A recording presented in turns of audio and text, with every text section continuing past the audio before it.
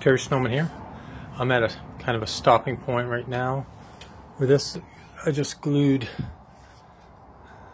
the wood disc onto what was the fans.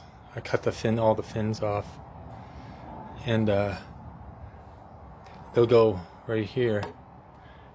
And I'm going to use it down in there. I'll use a collar with a set screw to hold that in tight, because it is, I don't know if you can see it, it does have a flat side on it, because the shaft has a flat side. And I'll do the same the other side. And on this disc, I routed out a little hole for the magnet to sit in there, and that's just for the counter. That's going to go on this side, and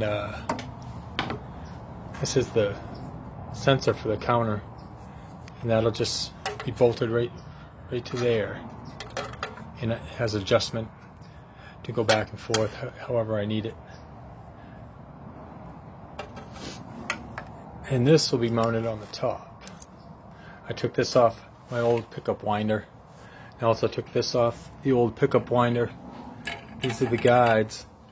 And before, if I needed to do a reverse wind, I would have to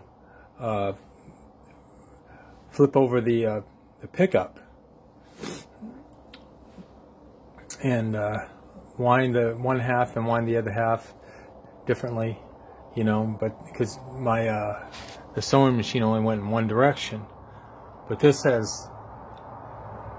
will have a disc on both sides that I can mount the pickup to get it wound, and the guides, I'll just slide them over wherever I need them, and the counter just needs to be on one side, so it's pretty much ready to go. And I tested it, and it turns at half speed at 1200 RPMs, which is pretty good. And I just, if I turn it up all the way, the magnet came flying off, because I just had it on there with two-sided tape. So it's a lot faster than my old pickup winder already. It's already better.